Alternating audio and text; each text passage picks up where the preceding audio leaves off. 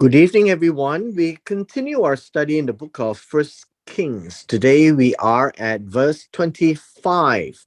Now, this is a rather long chapter, but the reason why we are doing it a bit slower is because we need to spend time on the things that Solomon is saying. And they are very important because it is a very important occasion in the dedication, in the prayer, in the supplication, in the song, in what was directed to the people and to God. And these words are very special, very particularly chosen, so that we understand the context of the words, which the English language may not be able to express in its entirety. And so from verse 25, let's begin. It says, now then. This literally means and then, and well, maybe not and then, and now, right? And now, uh, we will be able to see what Solomon himself is saying. Lord, and this would be the Yod-He Vav-He, Jehovah, the God of Israel, and by God, this would mean that this is uh, Elohim, the Elohim of Israel. And he says, keep with your servant, my father, that you have promised him, saying. Now, this word here, keep, would be to guard, to protect, what is said to David. Now, this word promised, uh, I guess you would know, as we have seen yesterday, uh, this word literally means spoken to, right? Spoken to him. And this is what was said. Uh, and I think this is important for us to realize that this is audible, right? It was audible and David heard. Now, what did David hear God say? He says, you shall not be deprived of a man to sit on the throne of David if only your sons are careful about their way to walk before me as you have walked. Now, you find that the promise was originally given in 2 Samuel chapter 7. But we don't have these words because these words are likely to have been spoken along the way. Maybe towards the time where David was about to appoint Solomon. But let's break this down. He says, you shall not be deprived. Now, this word deprived means cut off. You shall not be cut off, or you shall not be, uh, well, I guess this word be cut off, be be be cut off or fail. The word also means fail. You shall not fail of a man to sit on the throne of Israel. Now, this word is important. This word as man literally means man or human, which means that all who sit on the throne of Israel will be a man.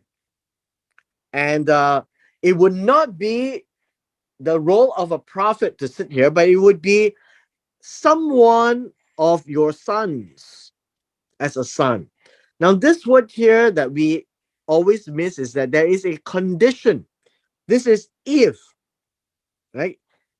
If only your sons be careful.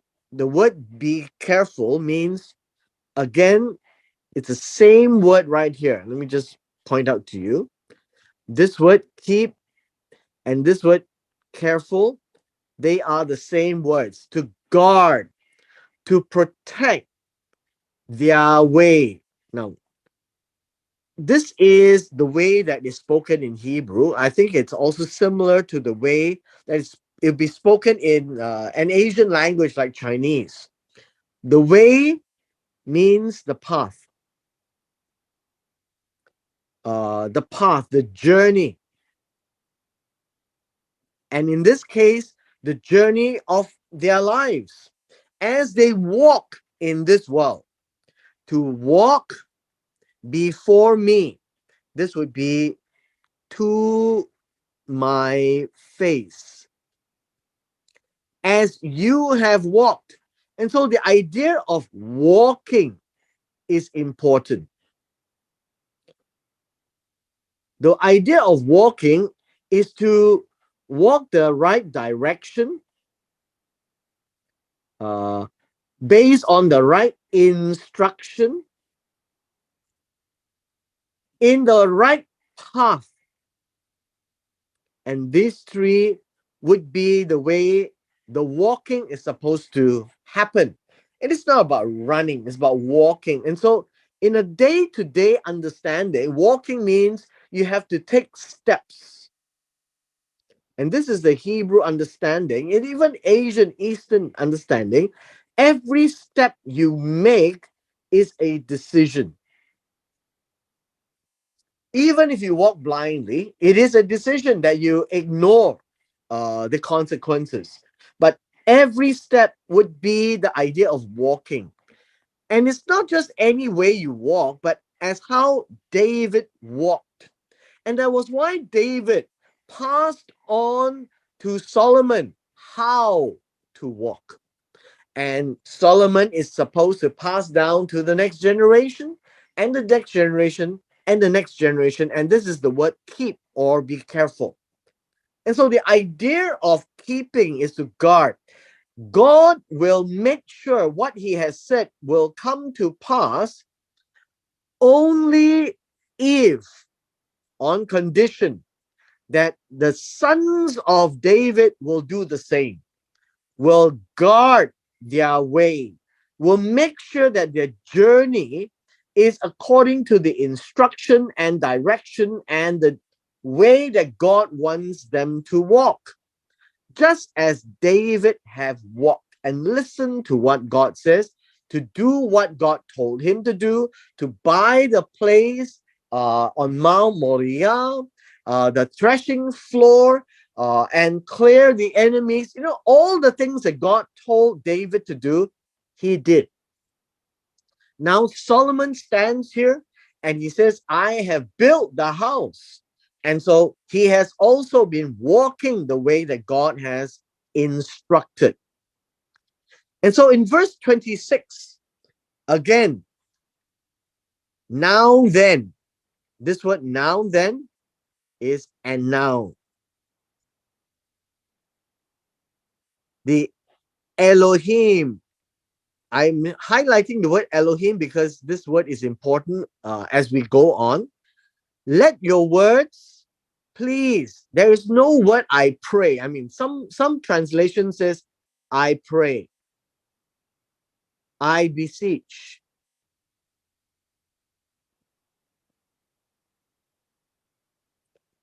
But this word really is, how should we say, it is an interjection. Please, now pray. But the I think the better word is please. As a plead, right? This is a pleading to God. It says, be confirmed. Now, this word be confirmed is to be established. To be established. It is also to be faithful, to be truthful. Let your words be faithful. Let your words be truthful, which you have spoken to your servant, my father David. And so this is the pleading, right? This is the pleading for God's word to hold true. Now, how will we know that God's word will hold true? When things happen according to what God has said. And the pleading noun is to sustain the throne. This is what Solomon is concerned about. And Solomon knows that this sustenance has a condition. If the sons of David keep their way to walk according to the instructions of God. I think God has given a very simple condition, that the condition needs to be for the king to love God with all his heart, his mind, his soul, and his might. Basically, to make sure that whatever the king does will be according to God's instruction. And then God will make sure that the sons of David will continue sitting on the throne. The man will sit on the throne. Verse 27, look at what Solomon is saying about God.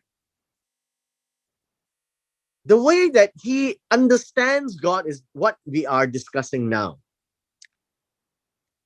The idea here is, but will God indeed, verse 27, dwell on the earth or on the land? Right? The land would be the promised land. Will he dwell on this land?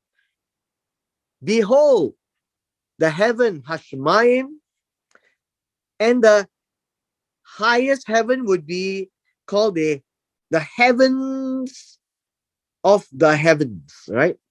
The highest heaven literally reads the heavens of the heavens.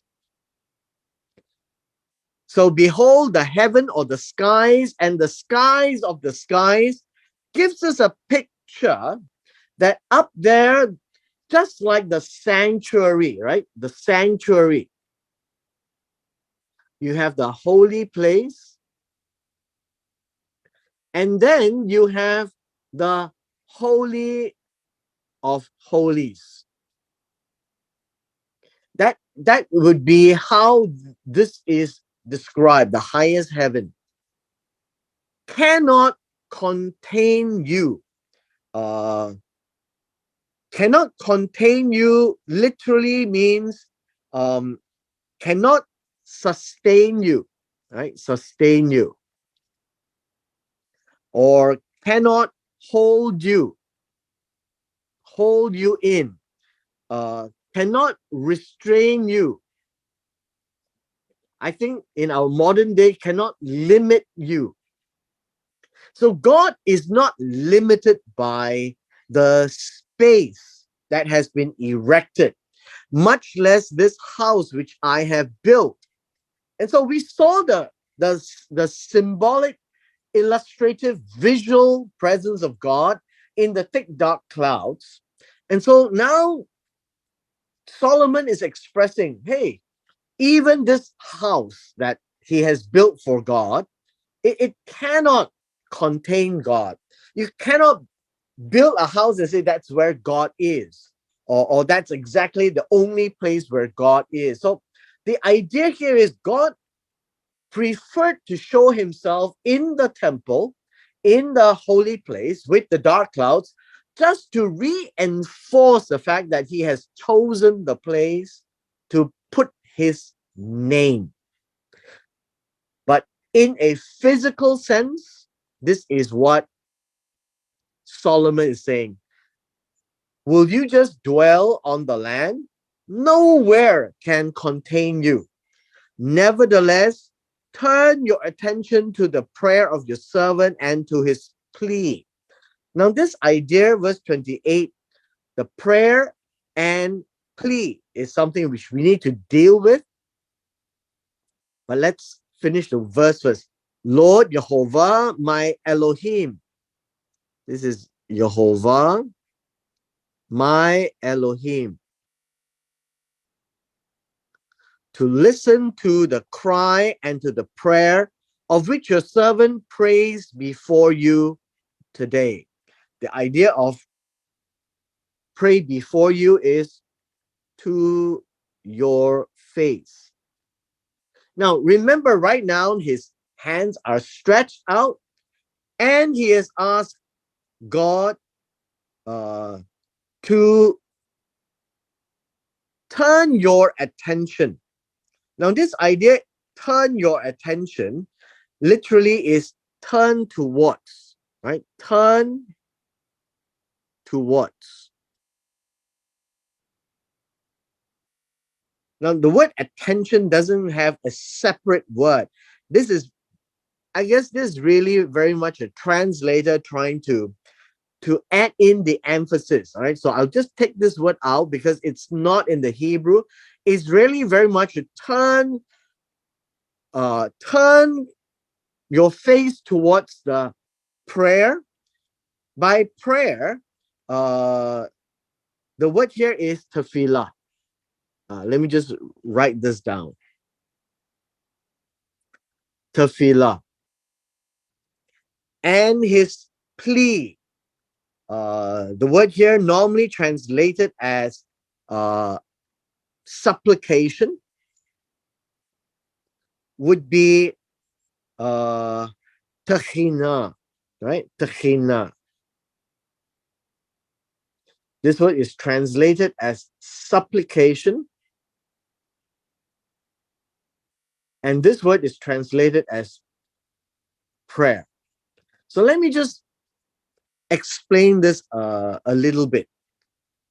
By prayer, you would find that how should we say, prayer itself has the idea of a self-judgment. Okay, it has an idea of a self-judgment. So let me write this down.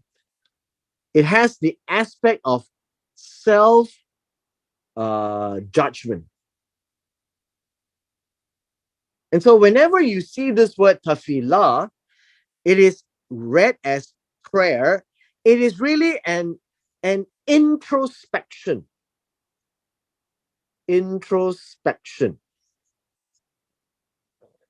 I'm giving you the Hebrew meaning so that we don't get caught up with the modern English words.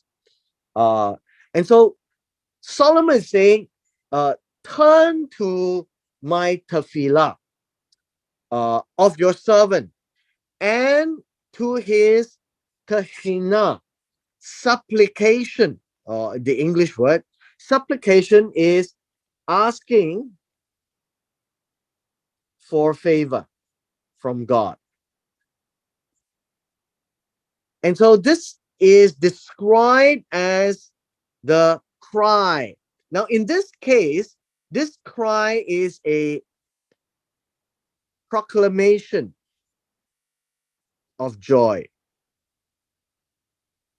Why is it of joy? It is because he is very happy that he has completed the temple. That's the emotions here. Solomon is not crying out for help. Solomon is crying out for joy.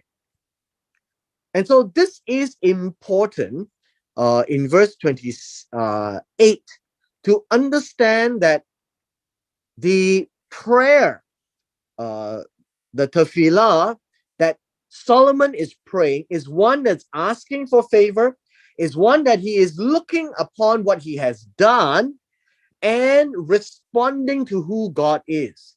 That is the aspect of the prayer here in this chapter.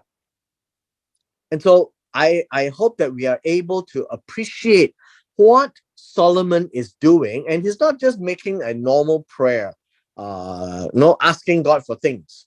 There is an element of asking for favor, but not until he has done an introspection and a response to who God really is. Verse 29. And this is what Solomon is praying, asking God so that your eyes may be open toward this house day and night, towards the place which you have said, my name shall be there, to listen to the prayer which your servant will pray toward this place. Now, let me first draw you the picture. He's standing in front of the altar, which is very much in front of the temple. So we will draw the temple.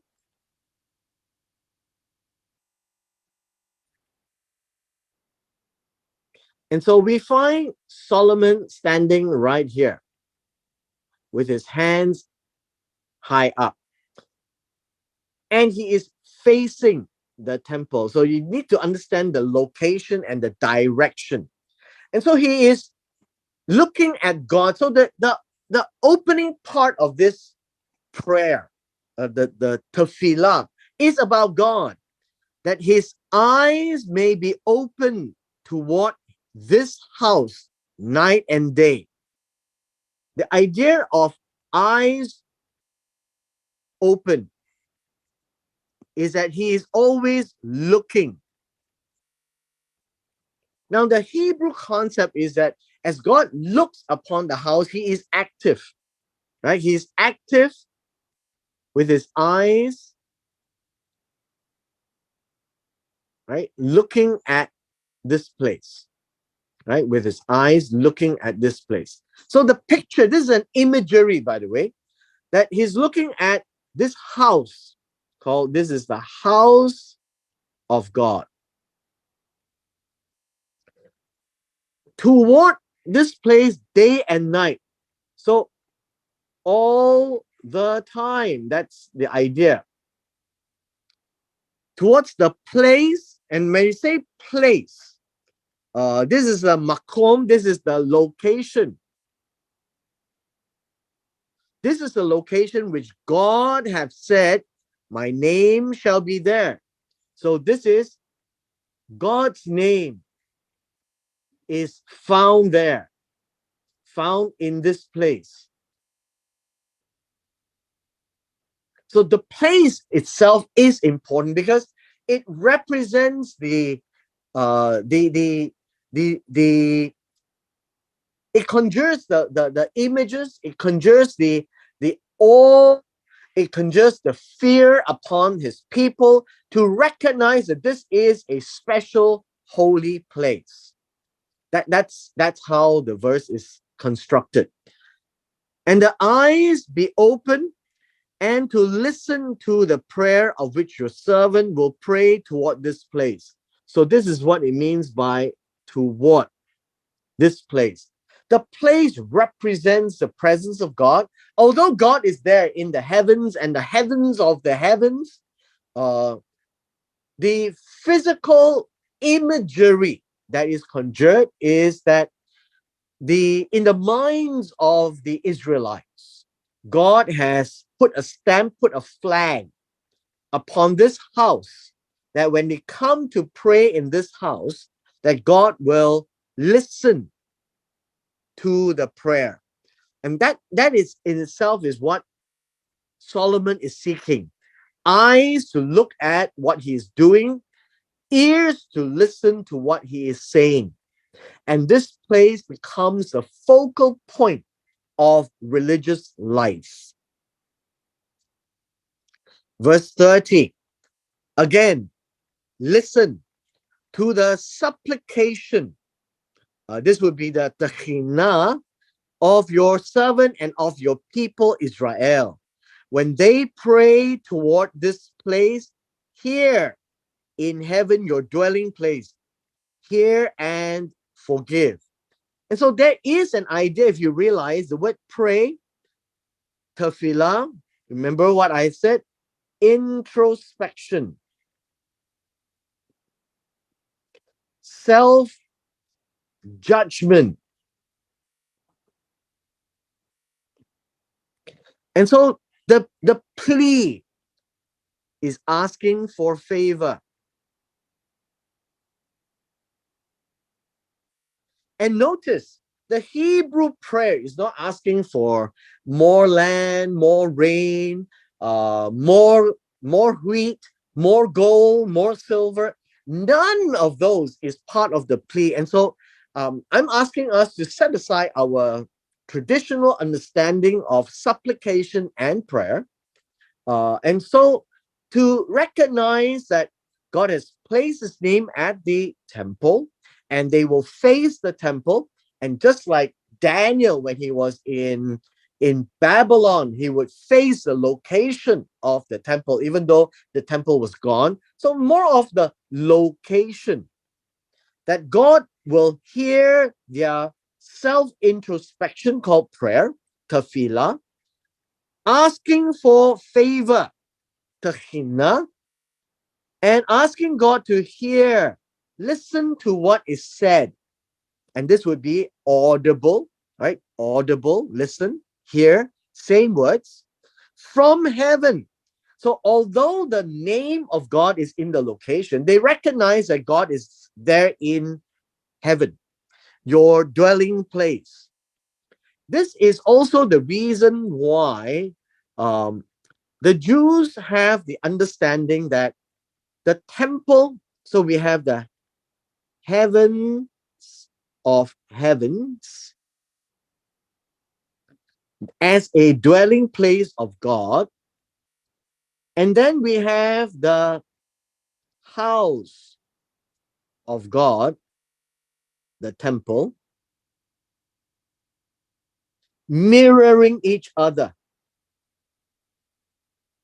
That while God is in the heavens, he will hear the prayer of his people that is on the land, on the land.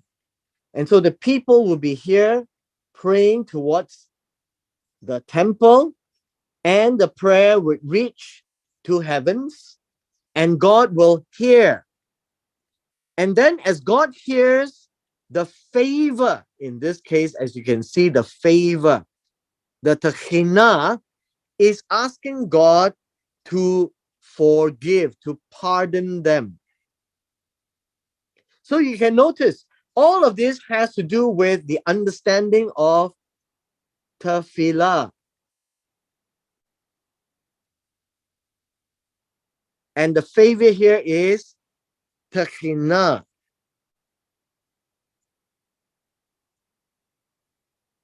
So understand that these two Hebrew words gives us a different meaning when we read the text, because that is their visuals that's in their mind, the imagery. And so when Solomon is talking about our English word pray or prayer, he really means tephillah. When he is talking about the plea, right, or supplication, he's really talking about techinnah. And the favor or the grace that is pleaded for is for God to forgive them as they do their introspection and their self judgment. And this is something which I think it's important for us to recognize, as well as this part here, that the understanding that the house of God is marked as the location physically that the children of Israel can stand before and face, just like Solomon. And as they plead and pray and speak the words, that the words will be transmitted up to the heavens of heavens, where is the dwelling place of God, and that God will hear and forgive. Now that's the imagery. And so it is through the temple. That's why it's so important to the Israelites. It is the location that God has decided. It is not man's decision, by the way. It is God's decision, and Solomon fulfilled it. And it's so important that it's to fulfill what God has said all the way in the book of Deuteronomy. And so finally, it's done. And so there is this concept of mirroring, where in the heavens is where God is, where he dwells. And then on earth would be the house of God, where he dwells as well. And so there is that mirror where the prayer is spoken towards the temple and it's taken up to the dwelling place that God may hear and forgive. Verse 31. Now, verse 31 now describes what about forgiving? So the prayer, as you know, tephillah is an introspection. So if a person sins against his neighbor, how can one sin against a neighbor? And so this word here is khata. Khata is sin. And this word means miss, uh, do an error, make a mistake, right? Make a mistake. And this one, as you can see, sin does not necessarily mean man and God. Man and man can be sin as well, because that is a very generic word, right? A very generic. There's no exclusivity of the word sin in the Hebrew, khata, that is reserved for God. So a person can make an error towards God. A person can also make an error towards his neighbor. And so a person here means if a man makes a mistake against his friend, and in this case, a fellow, a friend, and he is compelled to take an oath. Now, this word compelled to take an oath uh, literally means to how should we say, to exact him. It's like, no, it's like a loan, right? It's like a loan. Exact him, to promise something very specific, and to take an oath. An oath in this case uh, is an oath of God, and that he has to swear. And so he comes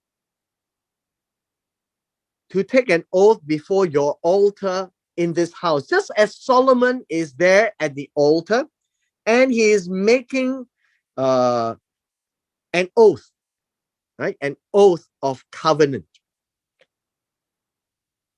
And when this is done, verse 32 says, then here in heaven, see, notice, this is a person to make an oath in front of the altar. And then it is said for God to hear. And so from the altar, it goes up, ascends. Always understand that altar is where they will burn the offering. And so the altar is also symbolic of things that is sent upwards. Just like a burnt offering, the smoke and the aroma ascends upwards. So here in the skies, and then you have to do something with it, right? Do and judge your servants. And so with this, you need to then judge by condemning uh, the wicked. Condemning the wicked means this is the one that is guilty. The guilty. And the word guilty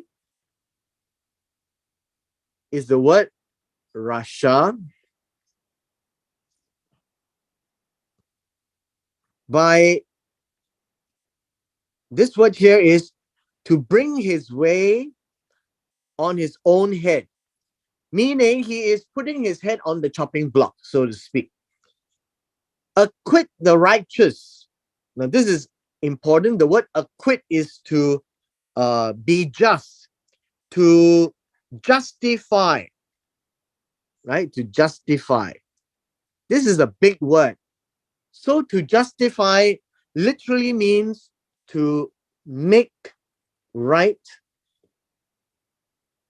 the the one who is right, make right the righteous by giving him according to his righteousness.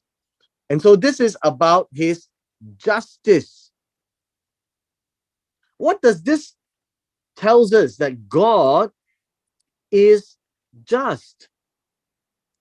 God is concerned about making sure that the right person, the righteous person, doesn't get condemned and the guilty one gets the punishment. That is only right. There is no way that God is going to condemn the right and let go the wicked or the one who is guilty. Verse 32 is to tell us that it is important for God to be just. So acquit the righteous and punish the wicked. Now, this is about God's justice. And with this, we will take a break here so that we will continue next week. This is a long passage, but nevertheless, we just want to spend enough time to dwell in specific words so that we have a very clear idea of this understanding of God in the prayer. And with this, we come to the end of our session today.